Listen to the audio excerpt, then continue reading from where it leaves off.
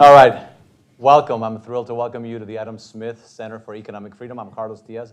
I'm the founding director, and this is our first event with the newest cohort of senior leadership fellows, an amazing group of public servants. Because we're fairly new, I still like to introduce our events with a couple of words about who we are and what we do. We were created by the legislature and the governor of Florida about 3 years ago to harness the power of rigorous research, excellence in education, mentorship, and effective public outreach to offer a better understanding of the free market system and its impact on individual freedom and human prosperity around the world. But because we're in Miami, we have a special interest, of course, in the United States, Latin America, and the Caribbean. Through our different activities and programs, we hope to inspire and enlighten policy discussions, analysis, and decision-making. We basically work at the intersection of public policy and the free market. And we like to think of ourselves as a world-class, independent, nonpartisan think tank that aims to inform, to influence, and to inspire current and future leaders to develop and implement innovative, meaningful, and effective public policies to advance individual freedom and human prosperity. We have a number of programs and events, and the way I look at it, the crown jewel of these programs is the Senior Leadership Fellows Program, which is a program that brings to our center, to FIU, to Miami, every semester, 4 public servants at the highest levels of government. People who have served in their countries with distinction, people who come here to Miami to teach, to mentor students. They teach, we call them study groups. These are 8-session seminars that are not for credit, so students who go there do it because they want to be there, not because they're going to get a credit. So they're here for a couple of months, and they teach on a variety of topics. I'm going to ask them about what they're going to be teaching in a few minutes. And they take part in a number of public events just like this one. So the purpose of this event is to introduce you to this amazing group of public servants and to kick off the semester with the Senior Leadership Program. Classes begin this week. In fact, the first one began just a couple of hours ago. And the next ones are going to take place over the next few days. And so they're going to be here for the next 2 months or so, and they're going to be accessible to all of you, to all members of the community. The study groups are for FIU affiliates only, but the events will be completely public, just like this one. So what I'm going to do is I'm going to briefly introduce you to each one of them. They really need no introduction, but I'm going to spend about a minute on each one of them, and I know I'm going to really summarize what is a very impressive set of CVs for each one of them. And then I'm going to ask them, each one of them, a series of questions related to what they're going to be teaching, related to their countries, some current events. And so we're going to be doing that for the next hour and 15 minutes. And then I want to leave some time for you to ask questions, any questions that you want to ask. We don't filter questions, so feel free to ask whatever is on your minds. Before we do that, I want to recognize a couple of people who are here. A former Senior Leadership Fellow herself, Congresswoman Loretta Sanchez, who served a couple of years ago and is now a member of our board. Another member of the board, Javier Cárdenas, the president of the board, in fact, here with us as well. We have an elected official, Monica Colucci, who is a member of the School Board of Miami-Dade County, who's also with the center. Felix Madariaga, where are you, Felix? Presidential candidate in Nicaragua. And I'm sure I'm missing somebody that I haven't seen, but if I do, raise your hand and I will recognize you, although it's probably embarrassing to raise your hand and be recognized. But anyway, all right, so I'm going to briefly introduce you to them. And we'll kick it off. For the president, I'm going to be conducting the interview in Spanish, so I'll be translating what he says. And so I'm going to begin alphabetically, which is how they're seated, with the Attorney General. And one thing I want to say, this program that we have, I think, is amazing, in part because we have public servants come in and mentor. And I think there's a lot of value in teaching, in having people teach who have served in the government a long time ago. And certainly we've had former public servants, even presidents who served many, many years ago and have done an outstanding job. We just gave an award to one of them, President Álvaro Uribe of Colombia, who did an amazing job. But it's also amazing how some of these individuals were in government recently.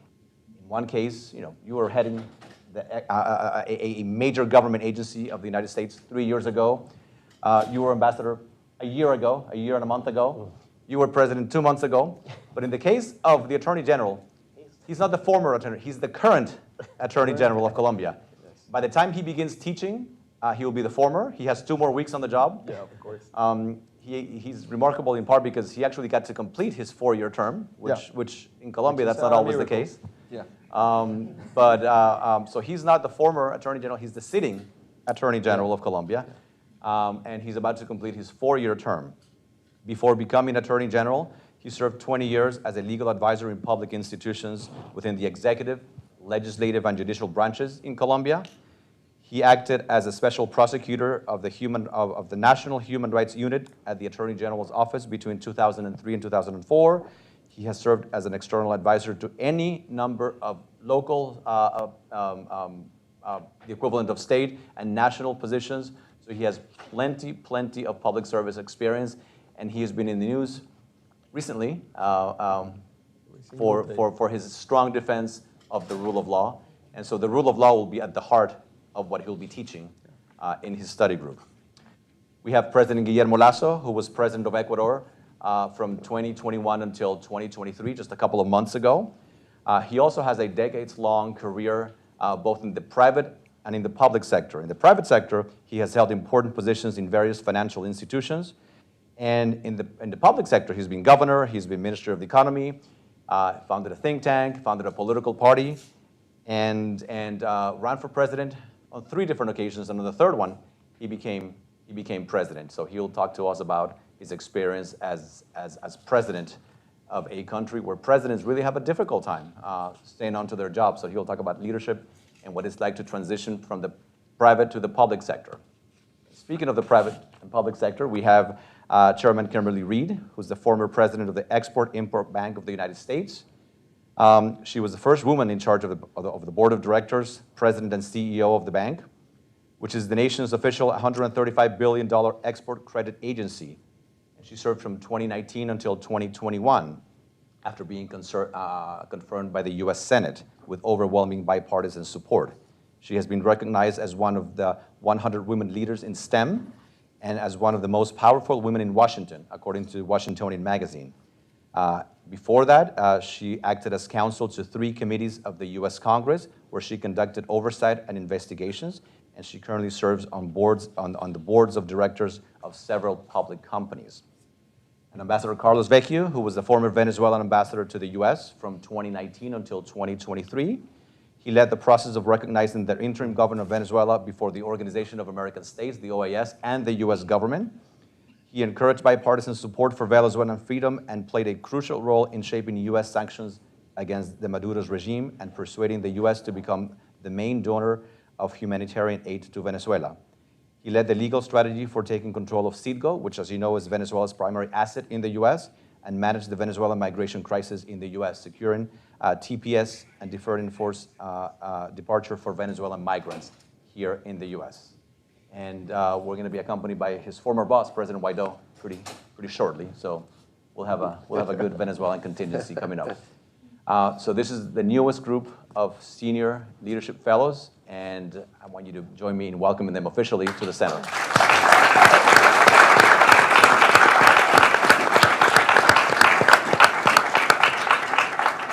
All right, so I'm going to begin asking each one of them a different question about their time in office, about their outlook, and then we'll take it from there.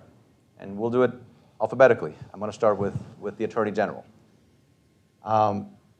You're about to leave your term in 2 weeks. Yeah. And you've been very blunt in your criticisms of President Petro and what you have called out as abuses of power. He has been very blunt in his criticisms of you. He has accused you of everything under the sun, including sedition and all sorts of pretty serious crimes. As you reflect on your time as Attorney General, what would you say is your biggest legacy? What would you want Colombians to remember about the 4 years of Barbosa's tenure as Attorney General? Well, thank you very much indeed for for this invitation for be part of this great university. And of course, I want to thank you, Carlos, the director of the Adam Smith Center for Economic Freedom. Thank you, Mr. President Lasso, and Kimberly Reed, former president of Export-Import Bank of the United States, and Carlos. Thank you for the fight for democracy in Venezuela and Ecuador and Colombia. We have the same values and the same principles, I think. I think when I'm thinking about my term and my term as an Attorney General in Colombia, which is a country extremely complicated in terms of criminality, in terms of territory, we have to understand exactly that we have a lot of challenge. I remember when I took office in 2020, when the former President Duque was the president of Colombia, that we talked together, we talked about how could we extend democracy, rule of law, check and balance in Colombia. And we, at that time, we were working together, the President Duque in the executive branch. The Attorney General is elected by the Supreme Court in Colombia. So I'm part of the judicial branch, so it's different branch. It's not like the United States of America, in which the United States, the Attorney General is named by the President. In Colombia, is named by the Supreme Court. So we were working together in different ways because we have to articulate. And I think it's an extraordinary word to understand exactly what is the meaning of public service. You have to articulate, you have to work together. And you have to understand that the rule of law is the most important thing that we have. And the rule of law is protected under Constitution, under legality, under the freedom. And this is why I understood exactly what was my role. My role was investigate and prosecute criminals. So today, we have another atmosphere in Colombia. So then, the President Petro arrived to the presidency, took power, or took office in 2022. And then I remember that I was very concerned about my position at the justice in Colombia. So I went to the presidential palace to talk to President Petro and to explain to him exactly what will be the relationship between him and the Attorney General in Colombia. And then we didn't have exactly the same principles. My principle is exactly that the justice is try to defend democracy, defend rule of law, and persecute criminals. Why? Because the state contains criminals in order to use the law. But then, the government create a total peace project in which they included all kind of criminals, not only political actors, like ELN groups, but non-political actors. And non-political actors are exactly traffickers and different kind of criminals in Colombia, and try to use one channel to avoid law. And that's why I didn't accept any kind of law suspension warrant, for example, in Colombia. And that creates a lot of problems between not only the President Petro and the Attorney General Barbosa, but the principles that we represent each other. He represents one principle. The principle is we can negotiate everything in Colombia, even the rule of law. And my position is the position that we have to respect only the Constitution of the country, the law, and of course protect the people that are everywhere in our country. So that's why it's not only personal thing. I think it's institutional thing. So if we protect institutions, we protect the people, we protect the legacy, and if I know if I want to answer that question, I think the people think that Attorney General Barbosa are defending the Constitution and the institution and the rule of law in Colombia, and I think the people are very, very concerning about that. So security, rule of law, freedom, free speech, free market are extremely important to develop our countries. But if you try to take them out of principles, you have a lot of problems. And now Colombia have a lot of challenges in terms of protection of human rights, of legality, of rule of law. So I think the legacy is that. The legacy is Attorney General Barbosa was a person who did what I have to do in terms of protection, the Constitution, and applying the rule of law in our country, and of course, investigate and persecute criminals in our country, which is the most important function that I have under my Constitution or the Constitution of 1991 in my country. Thank you. Thank you. I'm going to ask the same question to the President. Presidente, ¿cuál cree usted que sería su mayor legado como Presidente de la República? En primer lugar, para mí es un gusto estar aquí en el Centro Adam Smith. Le agradezco al director Carlos Díaz Rosillo por haberme invitado a ser como uno de los profesores visitantes del programa del 2024 y compartir este escenario con el fiscal Barbosa, con la chairman Kimberly y con el embajador Vecchio. Es un real honor y sobre todo poder hablar frente a ustedes, estudiantes y visitantes de este programa. Yendo a la pregunta, yo partiría contándoles que para mí es un inmenso honor estar aquí, compartiendo con estos 3, 4 grandes amigos, con una gran experiencia académica.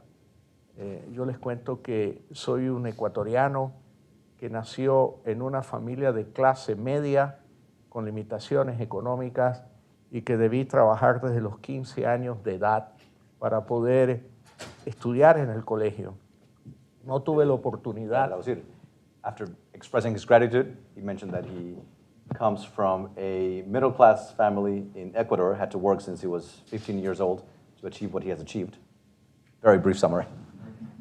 No tuve la oportunidad que ustedes tuvieron de ir a tan buenas universidades como Harvard, Georgetown, la de Nantes, la Sergio Arboleda y algunas otras prestigiosas universidades del mundo. Pero bueno, desde los 15 años aprendí lo que era la libertad. Entendí que nadie haría por uno mejor las cosas que uno mismo. Y como debía trabajar para sostener y apoyar en la familia de mis padres y luego en la propia, yo sentía el impacto de las malas decisiones de los gobiernos. Cuando me venían a decir, tú tranquilo que yo te saco de la pobreza, entendí que eso no existía, que no hay nadie que te pueda sacar de la pobreza que tú mismo. Since he was 15, he learned about the value of liberty and realized that government's not going to take you out of poverty. Nobody better than you to pull yourself up and do things for you. Me desarrollé en el sector privado, en el área de la banca. Y cuando llegó el momento en que dije, veo que la democracia y la libertad de mi país están amenazados, decidí dejar las actividades privadas y entrar en la política. Lo primero que dijeron de mí es que estaba loco, que quién iba a votar por un banquero, que quién iba a votar por un niño rico, quién iba a votar por un católico conservador. Finalmente, a la tercera fue la vencida y la mayoría de los ecuatorianos no votaron por un banquero, votaron por alguien que quería defender la democracia y la libertad de 17 millones de ecuatorianos que se vio amenazada con un gobierno de corte del socialismo del siglo XXI, liderado por alguien que de alguna manera se considera un semidios capaz de dirigir el destino de cada uno de los ciudadanos del Ecuador. After many years in the banking sector, he decided to run for office, and people told him that he was crazy. Who's going to vote for a banker? And on the third try, he got the support of 17 million Ecuadorians and became president. Cuando asumí el mando en mayo del 2021, el Ecuador, igual que el mundo, vivía una crisis sanitaria como nunca antes se había visto en la historia de la humanidad, la crisis del COVID. En segundo lugar, teníamos una grave crisis económica derivada de la pandemia. La economía había caído aproximadamente un 9% y se habían perdido empleos y la situación fiscal era muy tensa. When he took office in May of 2021, he took office in the middle of the COVID pandemic, and the country was in a severe economic crisis at the time. Teníamos una crisis moral también. He also had a moral crisis, Problemas muy severos de corrupción. corruption, Y teníamos problemas también en el campo de lo social, con Social altos problems. niveles de pobreza y sobre todo con un abandono casi total a los niños que sufrían de desnutrición crónica e infantil en mi país. high levels of poverty and child malnutrition. Debimos comenzar con el COVID. En apenas 100 días cumplí una promesa de campaña que era vacunar al 53% de la población con 2 dosis, que era la mayoría de los adultos en el Ecuador.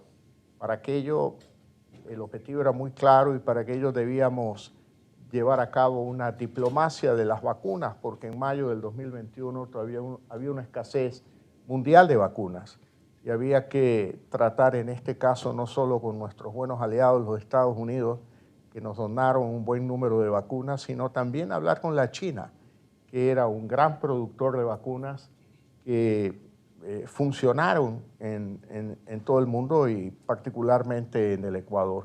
Of all the issues he talked about, he began with the COVID crisis and is proud that within the first 100 days of his government, he was able to vaccinate 53% of the population with 2 doses. And he counted on the help of his country's good friend, the United States. But he also had to go to China because they were producing vaccines that his people needed. Creo que ahí está el primer legado de mi gobierno, That's his first legacy. haber defendido la vida de 17 millones de ecuatorianos. Protect the life of 17 million Ecuadorians. En un instante, concretamente, el 16 o 15 de julio del 21 y el 17 de agosto del 21, el Ecuador ocupó el primer lugar en el mundo de nivel de vacunación cada mil habitantes. Realmente fue algo muy estimulante porque vimos recuperar la esperanza en la vida de la mayoría de los ecuatorianos. So within the first couple of months of him being in power, Ecuador achieved number 1 in terms of per capita vaccinations.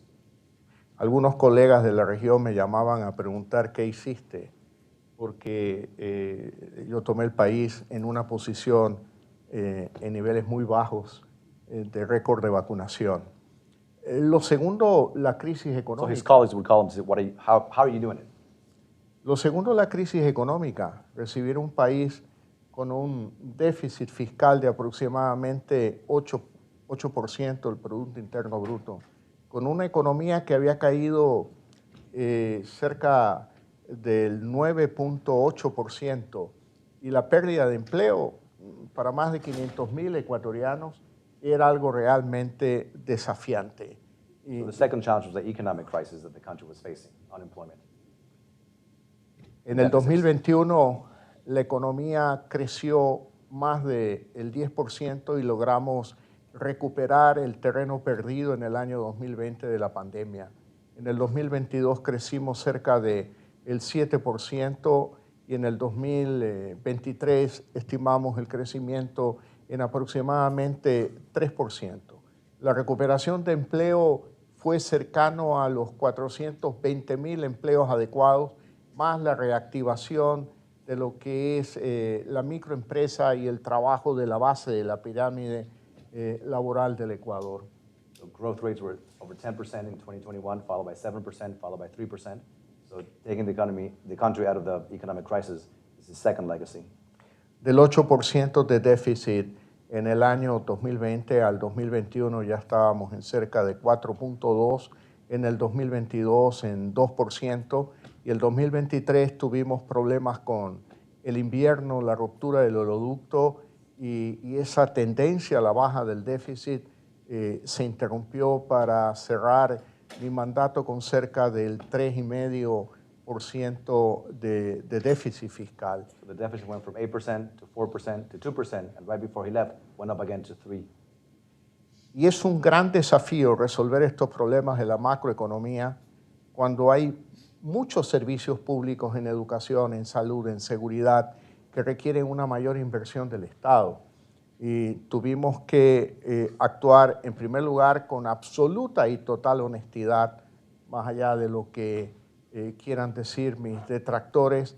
Fue un gobierno realmente honesto que nos permitió recuperar recursos como cuando uno navega con el viento en el mar y uno recibe una brisa fresca y no sabe de dónde viene exactamente, pero recuperamos recursos con un esfuerzo muy grande de lucha contra la corrupción y eso nos permitió llevar a cabo o incrementar programas de beneficio social como la lucha contra la desnutrición crónica infantil, que es un importante legado que se le reconocerá a mi gobierno en el tiempo porque asumió un país con un 24% de desnutrición crónica infantil y al cabo de 2 años y medio de gobierno, con el aval de los organismos multilaterales, de la ONU, la UNICEF, entregamos el país con una reducción de cerca de 4 puntos porcentuales, es decir,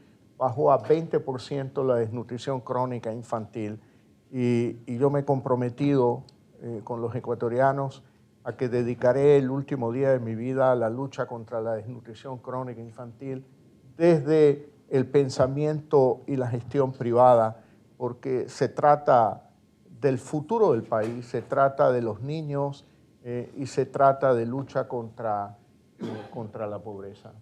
Cutting government deficits when there's so many social problems is really, really hard because government needs to spend on these issues. And he highlighted chronic child malnutrition, which is one of his biggest achievements, taking it from 24% to 20%. And he said he's going to fight for the rest of his life to improve that issue.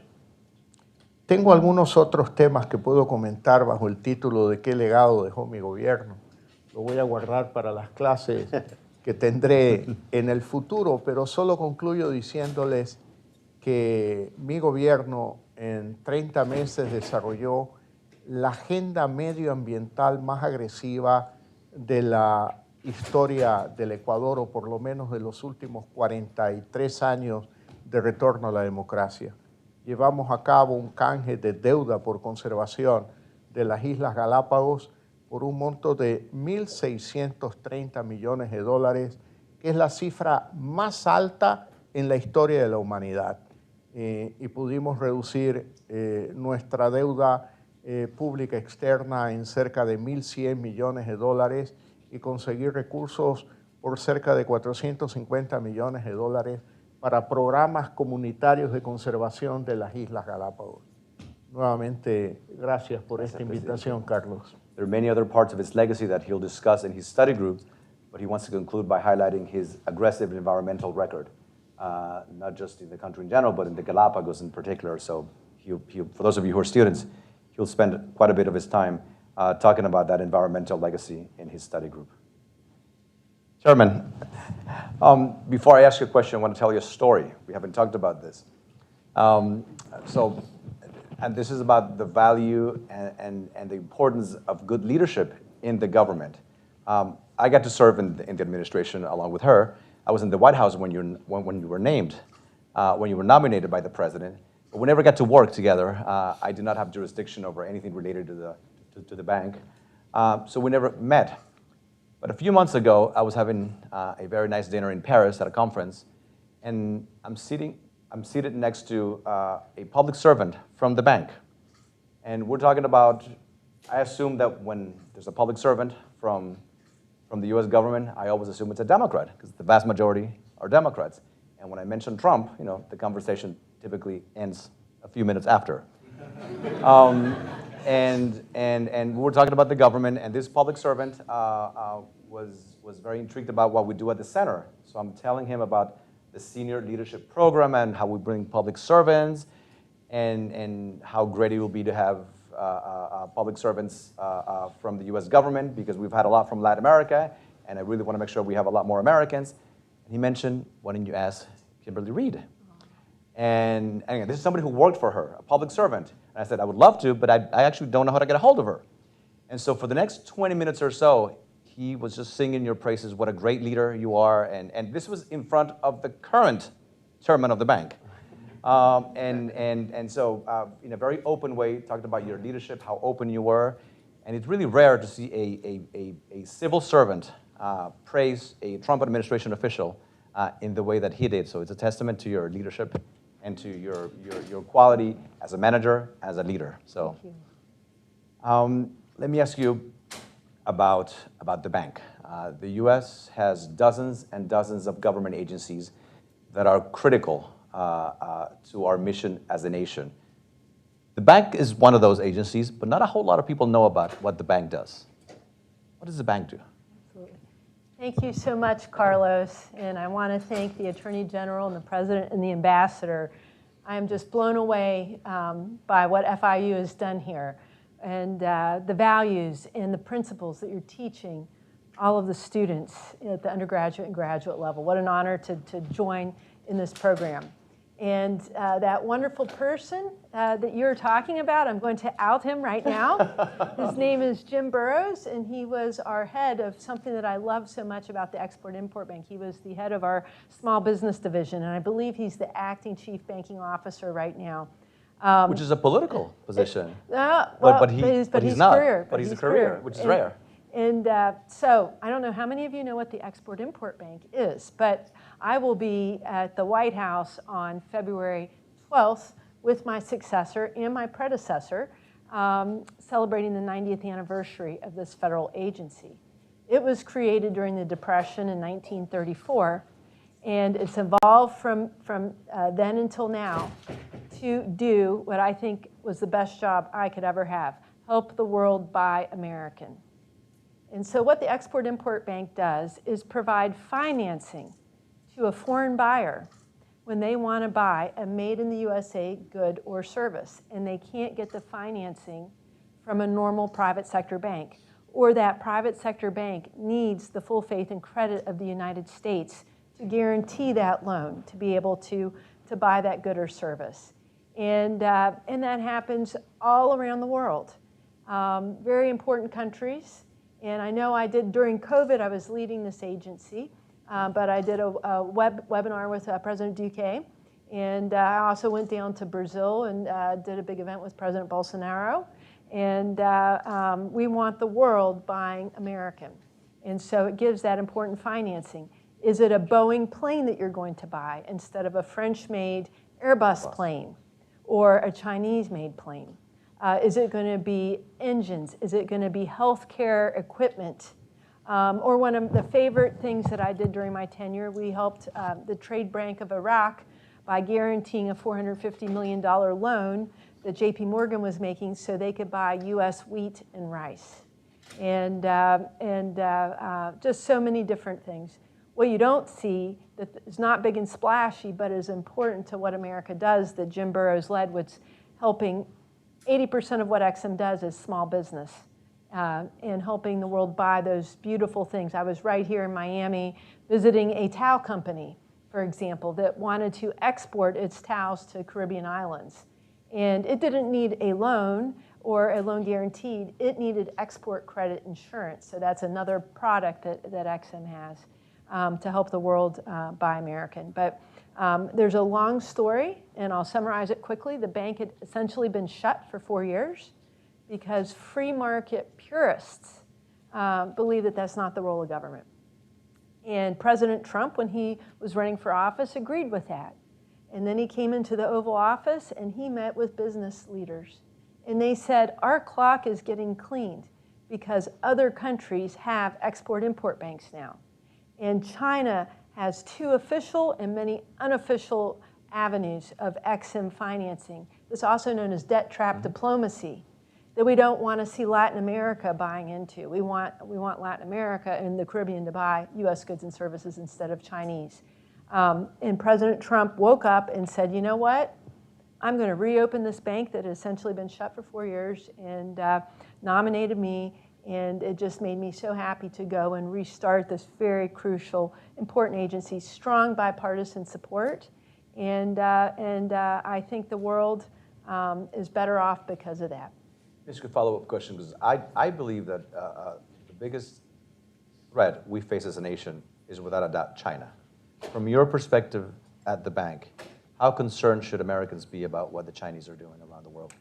They should be very concerned. The Belt and Road Initiative has helped China build footholds all around the world. And it might not be just for an economic reason. It could be for a national security reason. So I had the Prime Minister of Greece make sure I saw the port of Piraeus in Greece, all Chinese shipping. We know that the port in Djibouti in Africa, China did lending, the lending didn't get paid off, and so China acquired the assets. Same thing in Sri Lanka. But we also see it touching our borders as well. And the world knows that the United States makes the highest quality, best goods and services that there are. And the United States also wants to protect American taxpayers. So if we're going to make a loan, people like Jim Burrows, his team, they do good underwriting to ensure that we get paid back with interest and fees. It's about supporting American business. My favorite deal that I did when I was at Exim, we'd been shut for 4 years, and the country of Mozambique was talking to Russia and China to help them tap some energy LNG reserves off their coast that would transform the country. And as soon as we got reopened, they came to us and they said, we want to buy American-made from a company called Air Products International in Pennsylvania. We want to buy American equipment to help us. And it was the largest deal at the time, $5 billion of equipment.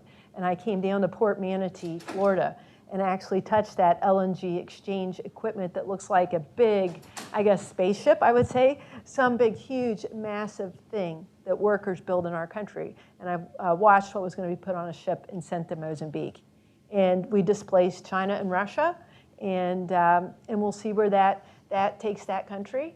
But I also was pleased to help the LNG business in the United States, industry in the United States, figure out how they could get their wonderful energy product, which is the strength of America, to market and export. And I won't be political here, but what happened very recently with the current administration to take away LNG, not only from the world, but from our partners and allies in Europe, it's horrible. And I hope that that is reversed. Thank you. Mr. Ambassador, we've known each other for many years. I got to see you firsthand represent a very, very difficult situation, right? You were an ambassador, initially an ambassador without an embassy. You had to physically take over the embassy, and I'm sure in your study group, you're gonna talk about how you physically take possession of an embassy. I got to see how you represented the government. of Venezuela in front of the administration. Recently, the current administration made some deals with the dictatorship in exchange of a promise that we just saw that was broken, right? The leading presidential candidate is not able to run, right? Which calls into question how legitimate the elections will be. Your thoughts on no? Tough question. Yeah, good afternoon, everyone. Thank you very much for the invitation. Carlos, Atilda, I don't know if Atilda is around here, from the center, Adam Smith Center. And thank you for giving me this opportunity to share our ideas and our experience while I was ambassador. I want to thank President Lasso. Before becoming president, he was supporting Venezuela. During his presidency, he did it, and I do not have any doubt that he will continue supporting Venezuelans in our quest for freedom. Attorney General Barbosa, thank you so much. We cannot take democracy for granted. At the end of the day, institutions are made by people like you.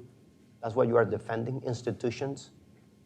Something that we lost in Venezuela, and in part is because the problem that we are facing right now. And dear Kimberly, we just met. It's an honor being with you today. Carlos, as you said, you know that, just to give you a context, I was the only ambassador in DC with 2 orders of arrests. Now I have 4, no? For political reasons, obviously. Without embassy. The embassy was occupied, illegally occupied, by people funded by the Maduro regime. I didn't have staffers. I didn't have resources. And they gave me like a key. This is your car. Now you are an ambassador. And I was looking around, without nothing. So it was very challenging. Carlos, you know that better than me. And we had a lot of challenges ahead. And I would say, and this is part of what I will discuss in my class, is how you can build an agenda in this context. How you can build also a bipartisan support in Washington, knowing the actors, institutions, how you can just bring all these people together to support a democratic transition in Venezuela. And also I had crisis, political crisis. For example, keeping that bipartisan support in the middle of an impeachment announced by Speaker Pelosi against President Trump. It wasn't that easy. How to put Juan Guaidó, the interim president, inside of the State of the Union address secretly. Things like that. And also how we can just recover our embassy. And I will tell that story in my class. Which you did. Yeah, I did it. But it was beautiful what we did, and I feel so proud.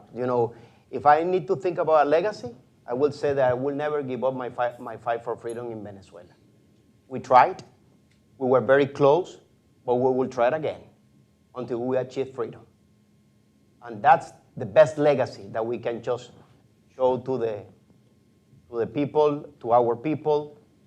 Because at the end of the day, Carlos, we were not defending only Venezuelan rights. We are defending, I think you mentioned that, Kimberly, we are defending universal principles and values set forth by the U.S. founding fathers. That's the reality. That's what we are defending. That's why we are together. So going back to your question, we need to understand the real nature of the regime. If not, we will fail again. We are not dealing with a classical dictatorship. We are dealing with a criminal organization in power. That's one point. Second, it's not possible to resolve this only by Venezuelans. We are not confronting Maduro. We are confronting the ELN, FARC, China, Russia, Iran. That's what we are confronting.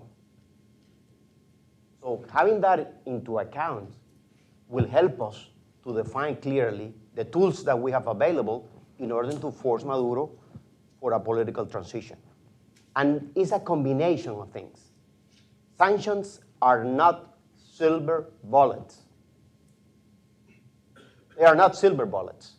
It's only one tool that we can use together, jointly with other tools, to force for a political transition in Venezuela. So, in my view, I mean, we are where we are right now because we haven't understood what I just said. Having this clear will be easier for us to design a clear path to Venezuela. So far, the months that we have ahead, we have decided to participate in a potential presidential election. I call it political event. It's not an election because we are in the middle of a dictatorship. But we need to use that event, political event, to organize, mobilize, and spread our messages in a safety manner. In a safety manner. And we will use it to create a new political momentum in Venezuela. So the international community needs to support what's going on in Venezuela right now. There is no foreign policy without internal policy. And this is our policy and our strategy, knowing what we are facing in Venezuela. And that's why we need to get the support of the international community. How we can work together from abroad with our main allies to force Maduro for a better condition to have this potential election at the end of the year. And that's what we need, Carlos, from the international community. And last message. I have heard that, the crisis in Venezuela and the refugee crisis mainly, not the humanitarian crisis, the refugee crisis is due to the sanctions. That is not true. This is a man-made disaster created by Maduro. That's the root cause of the migration in Venezuela. If we would like to resolve that issue, migration, the crisis in the region, including the conflict that we have in the border with Mexico and the United States, we need to have a democratic transition in our country. It's the only way to resolve it. It's the only way. Putting resources in the hands of Maduro won't resolve the crisis. Will go to the kleptocracy, to corruption, but never to the people, and will give more resources to Maduro to preserve the power and to repress the people of Venezuela. We need to understand that clearly. Mr. Master, let me ask you that, because that is exactly what the administration is doing. So was the administration duped, or do you think it was an ideological decision intended to support a leftist regime? I don't think so. This is about ideology. You don't think it is, no? No, because this is a fight between democracy and dictatorship. There is no ideology here. If you defend freedom, if you defend democracy, you have to be on our side. And you have to be against Maduro. Probably you will have people inside of the administration thinking that if we resolve the economic issues of Maduro, people will be better and they won't leave Venezuela. Facts, tell you that is totally different. In October, we have 40,000 Venezuelans crossing the border with Mexico. In November was similar. I haven't seen the number of December. They haven't published that. So they haven't resolved that issue. So lifting sanctions has not stopped the migration problem. So we need to think more smarter on this. And the administration should understand that the only way is, in this case, having a free and fair election soon. Thank you. I'll go back to the chairman. This is a more a generic question, but it gets to what I know you're going to be discussing in your study groups. Politics has a bad name. Often, part of what we want to do at the center is inspire students to enter into public service and realize that you can do a lot of good as a public servant. You have been in the private sector, you've been in the public sector. If one of your students asks you, why should you become a public servant? What would you tell them? I was so honored to meet the students today, and some are in the audience. Thank you for coming. Our class is going to focus on leadership and success stories in the United States. And so today I brought in an example, Manny Iglesias, who also is with us. He lives here in Miami, and he was born in Cuba. And his family fled the Saturday after the Bay of Pigs. And he shared his story that then touched upon coming to the United States with nothing, working hard, getting an education, and being involved in business. He's a lawyer, but then seeing the importance of public service. You can make a lot of money in the United States if you work hard and things happen in certain ways. But how do you really make a difference in the country to ensure that everyone has that right? You serve your country. And it can be at the local level, state level, national level. I know we have a former Congresswoman Sanchez here. I was a young lawyer on the Hill when she was in Congress doing that. And you did that. And everyone who's here has done that. You have to ensure you have a free and fair system. And I am really scared right now as an American of what's happening in our country. And I just see this movement towards socialism with this recent demonization of what our founders created that is such a blessing. And I know so many people in Latin America who are coming here understand and appreciate. But you have to give, and it's such a privilege to give. And it's inspiring to work with people like Jim Burrows, who dedicate their whole lives to making our country great. And so I just want to recommend it to everyone. It's hard work. You know, it was 24/7 for me. And when you come in as a political appointee, your job is to implement the policies of the President of the United States. Also, as a former legislative branch person, you better uphold the laws that our Congress creates. And I know that we have judges and important people in our court system to ensure our judicial branch is at check as well. But I hope that the United States still serves as a model for every country in the world. And I think showing economic prosperity equals freedom is a key tenet. And I know that's why the center was created. Thank you. Mr. President, Ecuador, like a few other Latin American countries, I can think of Peru, for example, is a country. No, te lo voy a decir ahora en español. Is a country where it is not uncommon for presidents not to finish their terms. There's quite a few presidents who don't complete their terms. It must be exceptionally hard for an ambitious man who runs for president 3 times, who achieves the highest office, to give that up and to resign. Why did you do it? Walk us through the process. El Ecuador, como otros países de la América Latina, pienso en el Perú, por ejemplo, son países en los cuales es muy común que los presidentes no terminen su periodo. En otros no pasa, en Colombia no sucede, en México no sucede, pero en el Ecuador sucede con mucha frecuencia. Debe ser muy difícil para un hombre con ambición que llegó a ocupar el cargo más importante del país, la presidencia de la República, tomar la decisión de dejar el poder. ¿Lo puede compartir cómo fue esa decisión, por qué la tomó y qué piensa hoy, 2 meses después de dejar el Palacio de Carondelet, sobre esa decisión que tomó? Bien, desde el primer día de gobierno tuve a una mayoría en la Asamblea Nacional que buscaba la destitución del presidente de la República, sin importar el costo que esto implicaba para el país. The first day he had majorities in the Congress who wanted to get rid of him without caring about the impact on the country. Y no era una discusión ideológica, no era solamente el socialismo del siglo XXI, sino también un partido de derecha, que junto con el socialismo del siglo XXI quería la destitución de mi gobierno. It wasn't just ideological, not just the socialists, but also parties on the right wanted to get rid of him. Y bueno, durante los 2 primeros años de gobierno, 24 meses, tuve 4 intentos de destitución. Y muchos de ellos apoyados por movimientos en las calles, movimientos que no se justificaban porque el gobierno no había tomado ninguna decisión que afectara a la economía populares. 4 times the assembly wanted to get rid of him, or tried to get rid of him. Tuve 5 revocatorias de mandato.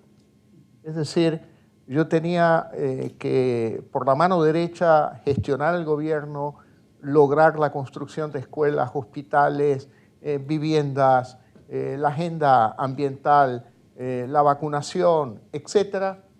Y con la mano izquierda tratar de defenderme de todos estos intentos populistas de destitución en la Asamblea Nacional. Fight votes for destitution. On the right hand, he had to do all sorts of social programs. On the left hand, he had to sort of keep them at bay. El cuarto intento se trató de un juicio político falso. Un juicio político falso que lamentablemente fue admitido por la Corte Constitucional. Fourth attempt was on a false impeachment that was allowed by the Supreme Court. Se me estaba juzgando por 2 actos sucedidos en el gobierno anterior al mío. He was being judged for 2 acts that took place in the government prior to his. 3 años antes de que yo fuera presidente. 3 years before he became president.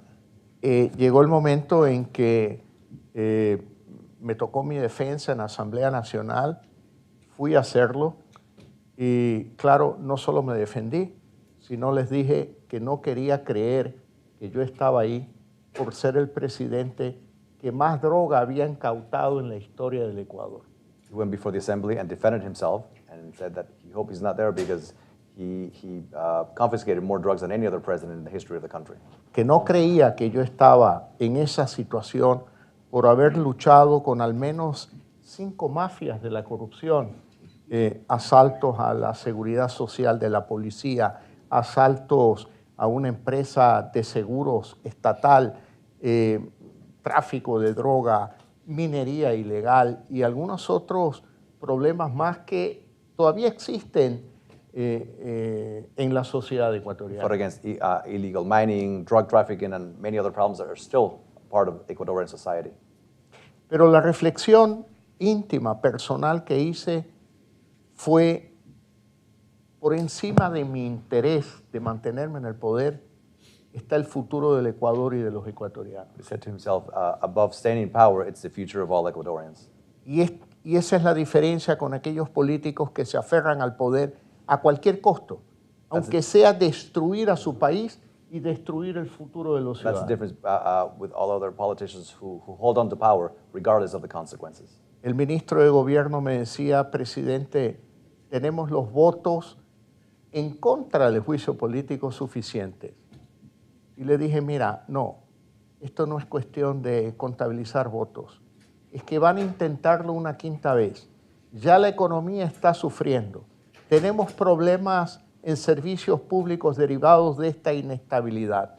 Para mí lo primero es el Ecuador y los ecuatorianos. His minister of government told him that they had the votes to survive the impeachment, and he said, this is not about counting votes. This is about the future of the country. Y bueno, en la profunda intimidad con mi conciencia, tomé una decisión que fue sorpresiva hasta para mis detractores, porque a las 7 de la noche del 16 o 17 de mayo de este año, resolví disolver la Asamblea Nacional amparado en un artículo de la Constitución. Y aquí quiero remarcar que es muy distinto al caso del Perú. En el Perú no existe la facultad para que el presidente disuelva la Asamblea. En el Ecuador sí existe, coloquialmente se llama muerte cruzada, porque hay que convocar elecciones de manera inmediata, como sucedió, y llevar a cabo un proceso de transición democrática como orgullosamente quedará para la historia del Ecuador. So at 7 p.m. on the 16th of May, he took a decision that is part of the Constitution, which is to dissolve the National Assembly, something that is in the Constitution, unlike the Peruvian case. So he made that decision to dissolve them and call them for election. Lo anuncié en una cadena de televisión a las 7 de la mañana de un día miércoles y claro, como todo se filtra en política, había grabado la cadena a las 3, 4 de la mañana de ese mismo día y ya algunos actores de la oposición querían hablar conmigo para que detenga el proceso y le dije no se puede creer en gente que no es confiable por encima de decisiones o de intereses personales o políticos. está el interés del país, del Ecuador. Y esto me lleva a decir que en algún modo yo me defino como un gestor público. No soy un político tradicionalmente definido como aquella persona que nació para detentar el poder, vive para alcanzar el poder y una vez que lo alcanza, muere ahí abrazado aunque destruya a su país. Para mí puse por delante el interés de los ecuatorianos por el interés personal y llevé a cabo un proceso de transición nítido, de acuerdo con la Constitución, de acuerdo con la ley, y hoy en el Ecuador hay un gobierno democráticamente electo para cumplir el periodo presidencial que me correspondía a mí. His decisions surprised everybody, including his detractors, and it was made public on TV at 7 a.m. on a Wednesday, but he had taped it at 3 a.m. that same day, but it had leaked, and so immediately he had people from the opposition reach out to him to negotiate, but he said that there was no negotiation because the country comes first, and he had made the decision already, and today there is a democratically elected government that was elected to finish his term. Esa es la historia, es la primera vez que en mi país se disuelve la asamblea constitucionalmente. First time in the history of the country that constitutionally the assembly is dissolved. Y un gobierno democrático es sustituido por otro gobierno que nace de la voluntad popular. And a democratically elected government is succeeded by another democratically elected government as a result of that call for election. ¿Fue la decisión correcta o se arrepiente? No, no me arrepiento, es la decisión correcta, la right volvería a tomar si se repiten las mismas circunstancias y creo que este es parte del legado que dejaré a la historia del Ecuador, un presidente democrático que hizo pesar más el interés común de la sociedad ecuatoriana por encima de su interés personal o político. El poder seduce y se extraña. ¿Qué extraña más del poder? What do you miss most about power? Lo que más extraño del poder es seguir sirviendo a los ecuatorianos. Realmente, como me defino como un presidente gestor más que un netamente político, pues luchar contra la desnutrición crónica es algo estimulante. Poder salvar a tantos niños recuperando su futuro, el poder dar vivienda gratuita a más de 8,000 familias ecuatorianas, el haber construido en 30 meses más de 29 unidades educativas, construir 4 hospitales, equipar otros, recuperar centros de salud para adaptarlos al programa de lucha contra la desnutrición crónica.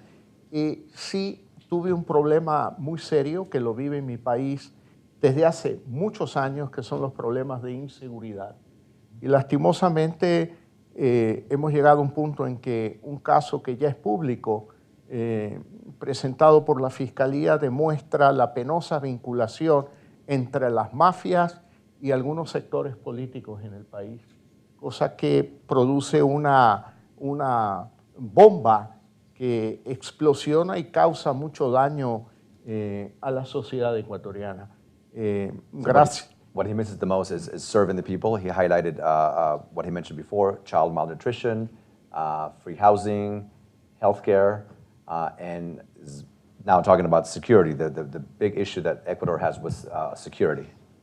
Gracias al apoyo de Estados Unidos, con quien tenemos una relación histórica muy cercana, logramos suscribir acuerdos y convenios en materia de seguridad que hoy están siendo muy útiles para el gobierno actual, de lo cual a mí personalmente me satisface el poder haber llevado a cabo esos memorándum de entendimientos y convenios para fortalecer la capacidad de la fuerza pública del Ecuador. No es poco lo que recibimos, es realmente mucho.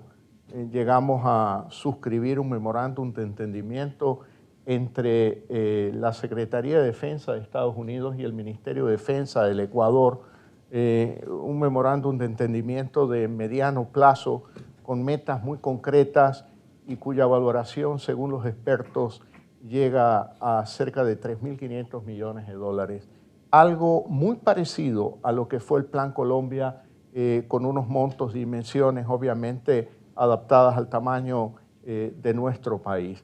Y también convenios que permiten la interceptación de aviones con droga, con el apoyo de la Fuerza Aérea de Estados Unidos y también con el apoyo de la Marina de Estados Unidos para poder interceptar barcos en aguas, en el límite de las aguas del Ecuador, territoriales del Ecuador, y poder capturar a los traficantes de droga. Yo en esto quiero remarcar. He's highlighting the importance of U.S. help to Ecuador. Very proud of the work he did with the U.S.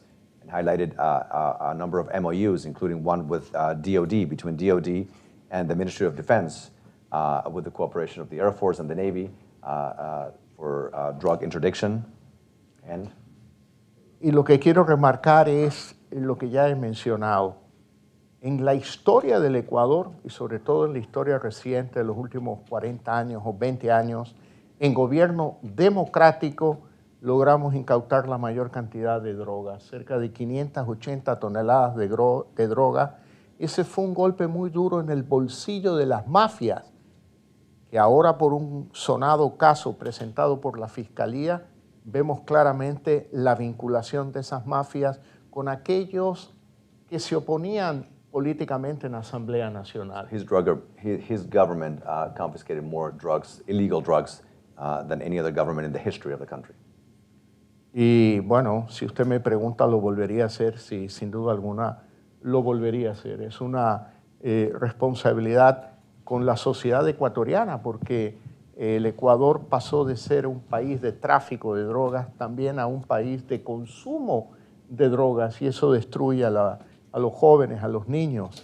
El duro golpe que le dimos a las mafias en términos de valor de mercado de esa droga incautada llegó a cerca de 25 mil millones de dólares. Y ahora, por las conversaciones descubiertas por la Fiscalía, tanto entre mafiosos como estos políticos con influencia en la Asamblea Nacional, declaraban que el gobierno de Lasso era un gobierno que representaba un obstáculo para sus negocios y que había que derribarlo.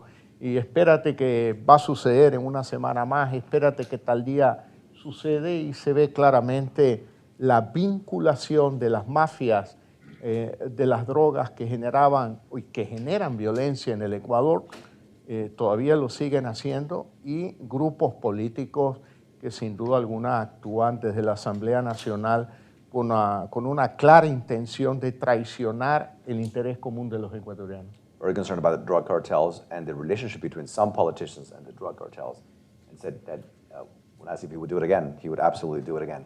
Y concluyo con otra pregunta. ¿Vamos a ver una cuarta campaña en la presidencia en un futuro? Will he run again for office? Eso está por verse, pero realmente hay que preguntarle a mi esposa, María Lourdes. Ok. ¿Quiere decir que sí? No. No. Embajador, Ambassador, a concluding question about the upcoming elections, quote-unquote elections. You mentioned the importance of the international community, that this is not something that could be done only by Venezuelans, yes, but the international community needs to help. In particular, what can the international community do to make sure that there are free and fair elections in Venezuela? You know, first of all, as I said, without pressure, Maduro won't allow to have free and fair election in Venezuela. So we need to understand, as I said, the real nature of the regime, and that with pressure, you can just achieve that objective. We have to include not only the United States, but also countries from Latin America and Europe, working together toward the same objective. Second, the presence of international observers, such as, for example, the European Union. I would say the OAS, they are necessary to be in the ground with enough time in order to check all the details of those conditions. Free media and stop repression, because I mean, how you can do campaign if they, you know, put people behind bar. So I think these are the most important condition that we need in order to have free and fair election, but understanding that we need the pressure from the international community jointly with the intern pressure inside of Venezuela. And in your opinion, will there be free and fair elections? So far, no. But again, I think we need to use that political event to create a new momentum, because politics is not static, it's dynamic, it moves, and you need to shake it sometimes. And I think this is a great momentum for that. And the importance of this election or political event is that we need to understand that, and that's why I'm very optimistic on this. More than 80% of the Venezuelans, they want to change in my country. They are just looking for the opportunity. And also, I see a division between what we call Chavismo and Maduro. And we need to exacerbate that as well and create that momentum. And I think that's where we are right now. I want to conclude with a question to the Attorney General, and then we're going to open it up for questions to the audience. Mr. Attorney General, those of us who believe that democracy is not only the best, but really the only way to organize our political systems, are very concerned about some of the developments in Colombia, some of the steps that President Petro has been taking as president. Is he a threat to democracy? I'm not the former Attorney General.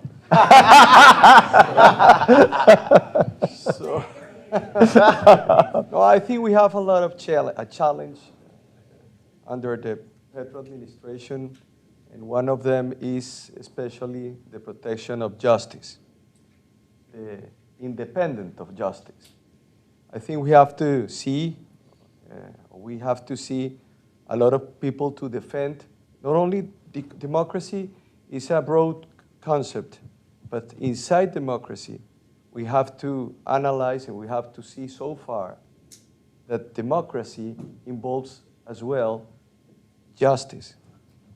But not justice, not only social justice, because social justice is one term of the justice, but as well justice is the protection of the rule of law by the judges, by the courts, but the independent of the courts, or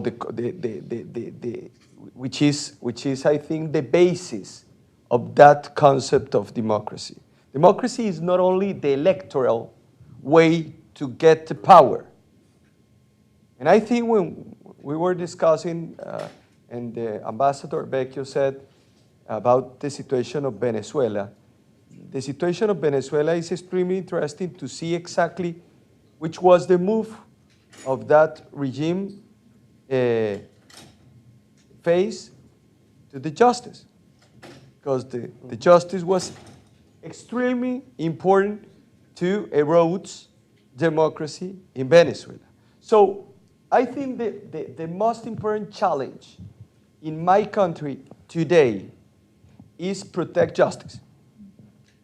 Today, the Supreme Court is trying to elect the new Attorney General, but it takes time. So it is extremely important to let the court decide it, but at the same time, protect all the actors that involve justice: Constitutional Court, Supreme Court, Attorney General, etc. The other point, which is extremely important, is to try to keep Colombia safe in terms of security. And I think we were discussing about the same topic: Ecuador, Colombia, Venezuela, Peru, and whole Latin America. I was elected president of the Ibero-American Association of Prosecutors by 22 prosecutors in my attorney generals in Latin America, included Spain, Andorra, Portugal, and we have a lot of international cooperation with US, with France, and it is extremely important because in Colombia, the Attorney General is an extremely major figure under our Constitution. Why? Because I have the leading of international judicial cooperation in my country, not the president of Colombia. So as I see, in every single country, when I discuss with my colleagues, the problem, I think the big issues are security. Why? Because we have to face criminality, transnational criminality. It's not criminality, it's not national criminality as well, only. It's transnational criminality. And why transnational criminality? Because we have to investigate and prosecute people, but at the same time we have to follow the money. And the criminal assets are extremely important. So in Colombia, in my term, we seized more than $6 billion from the traffickers. So I have some enemies. But at the same time, I issued more than 100 extradition warrants to the United States. So I deliver more than 600 people from Colombia that commit crimes at the United States of America. And we fight against criminals. So security, and at the same time, protection of the justice. And if you have security and justice, and at the same time stand and protect and defend freedom, you can see so far the rule of law in a good health in our countries. And I think we have a different situation in Latin America. We can compare the situation of Argentina or Chile or Peru or El Salvador or Honduras or Guatemala, etc. But at the same time are the same elements. Even the element that you have to put together in some ways, you have to say, okay, the problem here is the justice, the problem here is the legislative branch. But at the same time, democracy is not only a concept that came from electoral things. It's a whole huge a set of things that you have to put together, included justice, freedom, and the possibility to live free, and of course to be safe. In Latin America today, the most important world in our countries is, for me today, is security and lack of justice, and of course impunity. That's the most important thing. The former president Lasso says that there's an investigation in Ecuador between the politicians or some public servants with narco-traffic. I think it's the same thing in Colombia, you know. Illegal campaigns with the support of money from trafficking, money laundering, cyber criminality, lack of security in different towns, and of course, the possibility to serve the country in a way in which I think I serve. When I arrived to the Attorney General office, the city center, Bogota, was the center and the whole point of the justice in my country. So I say it is impossible to be Attorney General of Colombia staying all time in Bogota. So I went to different territories. I went to little towns. I arrived and I discovered that the Attorney General was in 485 little towns. Colombia is composed by 1,100 little towns. So less than 50% of the country has the Attorney General office presence. So what was my goal? My goal was spread the justice in my country. In 10 days' time,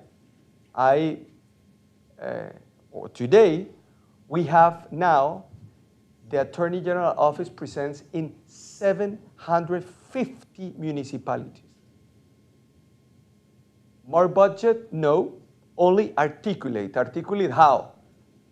Take the possibility to talk to every single mayor of the different towns and said, we have to help you to stay there, to send a prosecutor, to send some people, students, law students, who want to serve the Attorney General freely. And of course, to give them the possibility to know them the word justice. And today, and it's incredible because we have a 30 years history of the Attorney General created under the Constitution of 1991. Today, I stay in Colombia and I can walk in Colombia, and the people, the citizens, said, thank you very much, Attorney General, because we know two words: institutionality and justice. And I think is the best thing. So the question was really complicated, but I think the answer is the big challenge is protect justice in Colombia. It's the only way to protect democracy for the future to my country. And we have to fight. And I will fight. Because I don't have a lot of countries. I have one country, my country, Colombia. So we have to decide to continue to protect, even if I have to leave my office, and we have to think in the next 2 years to try to go back to the light, because we have a difficult nightmare today in my country. And I publicly said that every single day in Colombia, without hesitation and without any kind of fear. I have some threats of my life from ELN, from traffickers, etc., etc., etc. But I joined the President Lasso. When we serve our country, when we serve the citizens, we are no doubt. We have to fight.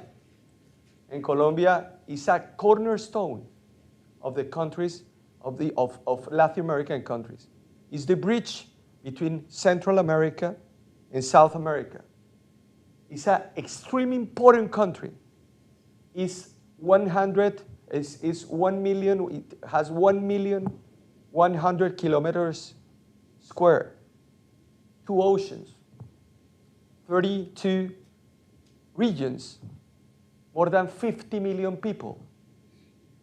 And of course, it's extremely important partnership of the United States of America, and it's extremely important partnership of every single country in the region. That's why I serve as a president of an association of Ibero-American Association of Attorneys.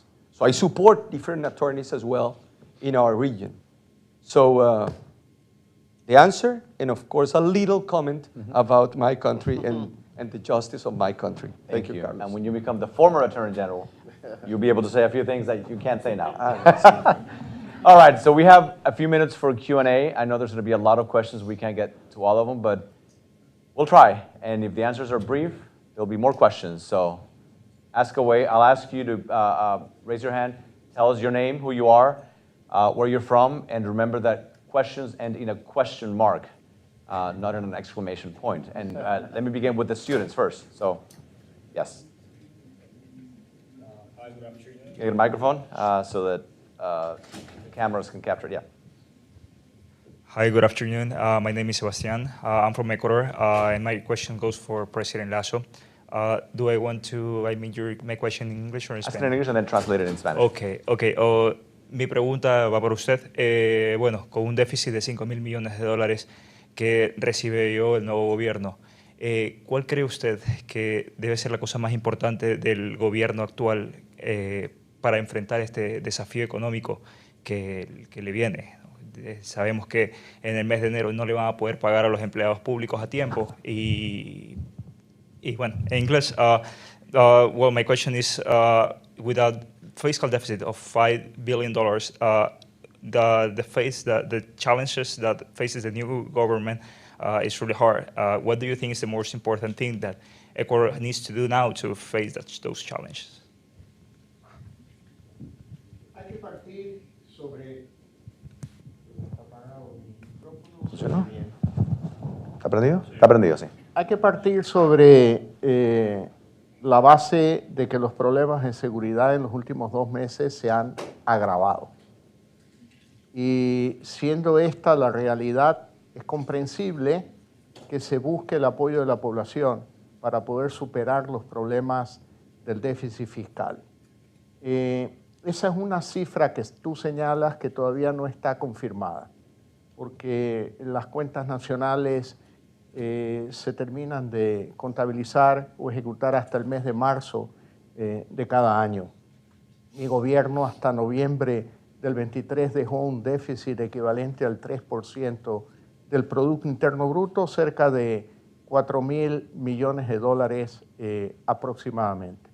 Recuerda que yo recibí un país con más de $8.000 millones de déficit fiscal. Y hemos tenido que enfrentar esa realidad, sobre todo un país que no tiene acceso a los mercados financieros, que su única fuente de financiamiento son los organismos multilaterales.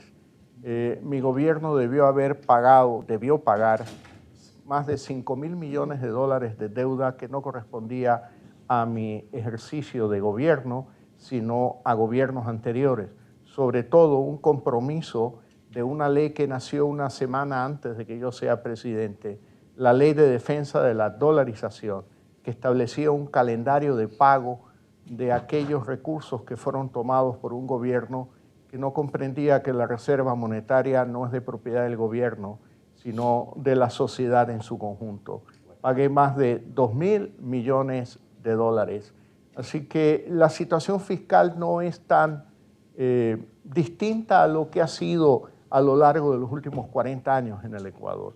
Hay un déficit estructural que en alguna medida la sociedad se resiste a tratarlo y a solucionarlo, y pienso que ese es el gran desafío que tiene el gobierno actual, enfrentar esta realidad. So the security situation has gotten worse over the past 2 months, so it's normal to take measures to increase popularity. The situation that he inherited and that the current president inherited are not that different.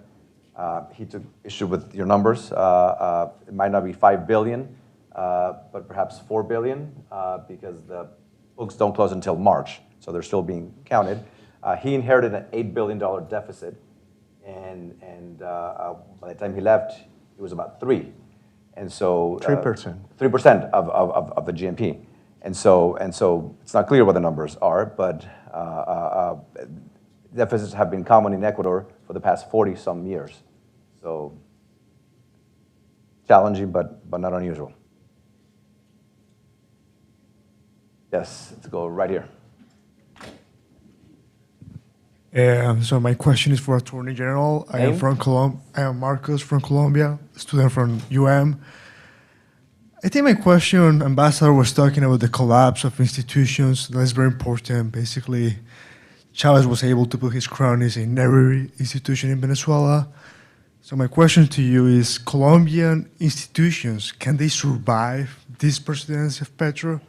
Is there a future? Because, I mean, it's not only he's trying to put someone he likes in the office of the Attorney General, he's trying to put everyone he likes all across the Colombian state, which we know because of scholarly literature is full of extractive institutions, not very independent. So I don't know, what is your takeaway from that?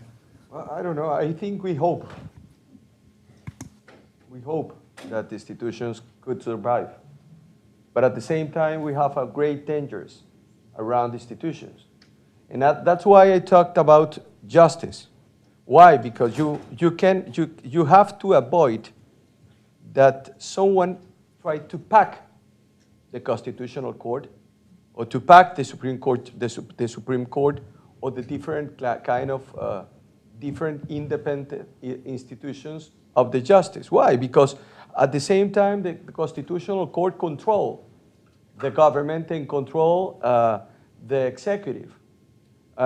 If we have a strong legislative power, we have the possibility to stop and to avoid the erosion of the institutions in our country. So that's why my function at the same time, because the Attorney General office is extremely important to persecute people. If you control the justice, if you act equally and, of course, according with the principles to the principles of the Constitution, you cannot any kind of problems about one or another government. But if you start to lose the fight to protect that institutions and some acts start to erode the Constitution, the situation could be very, very complicated in 2026. So I think, we hope that the institutions could be protected until 2026. I have 1 year and a half with the President Petro, and I said was the last year I think was the most difficult time of personal time and of course my wife time, because she's with me, so she knows exactly how was the situation without us, because we have a lot of security. Exactly, my family is part of my family is not in Colombia, etc., etc. But we have to be optimistic, and we hope that the institutions of Colombia could survive and could stand that government. And thank you very much for your question. All right, let's do 2 more questions. We'll do one right here. Yes, yep, you. Yes, yes, you. And we'll do one more. The second, yes. Okay, so my name is Pia. I'm from Mexico. First of all, thank you for being here. It's truly an honor to have you here. And my question goes to anyone that wants to answer. I remember that last semester you talked a lot about the value of mistakes and to learn from it. So my question is, what has been one of your biggest mistakes, what you learned from it, and how that impacted your future career? Let's say mistakes in office, in public service. Should we go one by one? Ambassador? I would say that in our case, we underestimated the real nature of the regime and also underestimated the support of autocrats surrounding Maduro. And that's what, here we are. So that's what we need to learn from this, for us internally, but also from the international community. Autocrats are working together to preserve their dictatorships around the globe. So we need to be together as activists defending democracy, but also the Western democracies supporting the people who want a change, but also confronting, and I would say, the enemies of the Western values. And if we don't have that clear, they will win the battle. If we understand this, I think we will have better future for democracy. Chairman? I'm going to speak generally, and I shared a little bit of this with the students earlier today. But early in my career, I was a little bit more shy, timid, reserved, and didn't trust my gut. And when you have people discouraging, saying that's not possible, I would cede to that. And things didn't happen that maybe could have happened. And just for all the women especially who are listening, don't do that. Listen to your gut. And I remember once I was trying to do something with the U.S. State Department. And this is when I was in the private sector, but I got some grant funding to do something amazing overseas. And I had an email from a person saying, that's not possible and that's not going to happen. And by golly, that was a challenge to me. And I worked triple time. And what that person said was not possible happened in an amazing way to make a difference for a lot of people. And had I listened to that, it wouldn't have happened.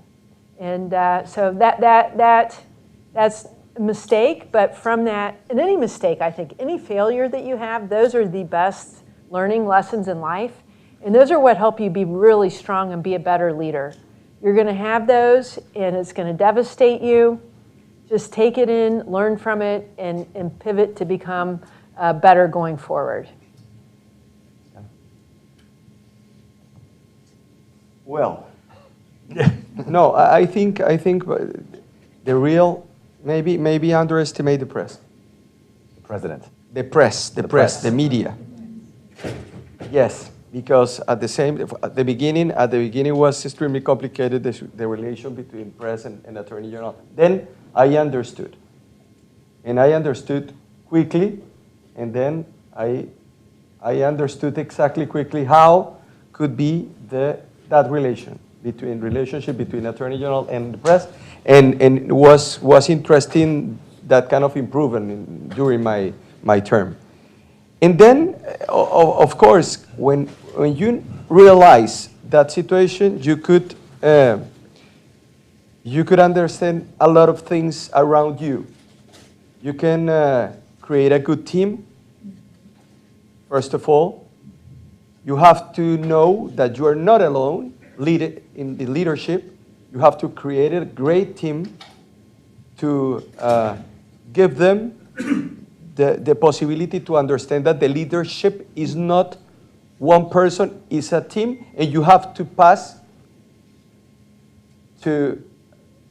from the individuality to the social, to the social. I think is extremely important that, but I think my difficulty at the beginning was the press, and I didn't understand that. Even the way in which I have to communicate to the people in my country, because at the beginning I'm a lawyer, so I'm a PhD at the public law in France. So I was, my principal concern was to communicate to the judges, so to the lawyers, etc., etc. And then I realized that wasn't my problem. The problem is I have to communicate to the people, because I change every single word in order to the people understand exactly what was the work that we are making in my office. So I think was interesting, but of course that allowed me to create a great team, good leadership, of course, in my office, a group of that people that articulate, and of course a lot of itinerancy in our country in order to understand that Colombia is composed by 32 Colombias. We have 32 departments or regions, but those regions are absolutely different. We talk the same language, or we speak the same language, but at the same time we are not having in different regions the same way to life and the same way to even to act, and that's why it's extremely interesting to communicate, to teach community understanding that. So this is my view. Con relación a la pregunta de un error, probablemente cometí más de uno, pero el que se me viene a la mente ahora comentar es pensar que mis opositores políticos actuarían respetando, como yo lo hice, los más caros principios y valores democráticos. El respeto a la Constitución, el respeto a la ley y sobre todo pensar en el interés público el interés común de todos los ecuatorianos por encima del interés personal o político de ellos. Creo yo que ese fue uno de los errores por los que he pagado más alto precio. Probably made more than one error, but one that comes to mind is thinking that his political opponents would follow the same democratic rules that he followed, respect for the rule of law, respect for democracy. And so not realizing that they wouldn't do that is the one that comes to mind. All right, we're over time, but I said one more question. Making sure it's brief, and yes, go for it. No, up here, front, student. Yep, thank you. Hello, my name is Carlos Rodriguez Lopez. I'm a poli-sci student here at FIU, and I'm also a Venezuelan. My question is for Ambassador Vecchio. I'll try to make it brief. In your introduction, you stated that the opposition has taken the decision to go through the direct electoral route. However, with the recent fallout of the Barbosa Agreement, the barring of Maria Corina Machado to run for presidential candidate, and the increasing freezing of relations between the U.S. and the Maduro regime, is the unitary platform considering a scenario where they will participate in elections without the participation of Maria Corina Machado? Thank you. Maria Corina Machado was elected in a primaries done last year. He was elected by 2.3 million Venezuelans. We need to respect the popular will, and we need to defend Maria Corina. As I said at the beginning, politics is not static, it's dynamic. And we need to move the current environment, politically speaking, internally and from abroad. And I think this is a great opportunity to do that. So in my view, it shouldn't be any doubt that we need to defend the will of the people. And the will of the people is that Maria Corina Machado will represent the desire for change.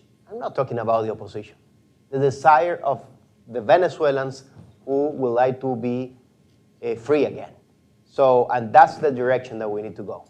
Internally, and also getting the support of the international community to back Maria Corina to become our candidate and to have free and fair election for all Venezuelans. That's the challenge. Is that easy? And it's not. It's not, because as I said, we are dealing with a criminal organization in power supported by the enemies of the United States. That's the challenge.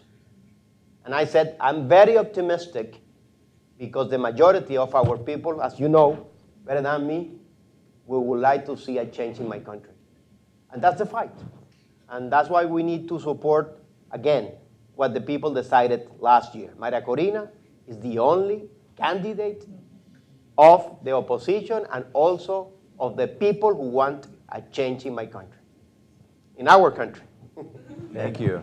These have been terrific questions. I want to highlight one of the questions, the question about mistakes, because one of the things that the fellows are going to do in their classes is not just to talk about their successes and the many things they did, but also talk about the things that they got wrong. And so this is a theme that it's going to be common throughout the semester, because you can learn a lot from your mistakes, and they're going to be very open in discussing those mistakes. The Attorney General, as you can imagine, will be talking about the rule of law in Latin America and the importance of the rule of law. The ambassador will be talking about how to run an embassy on fire and how to build bipartisan support for foreign policy objectives.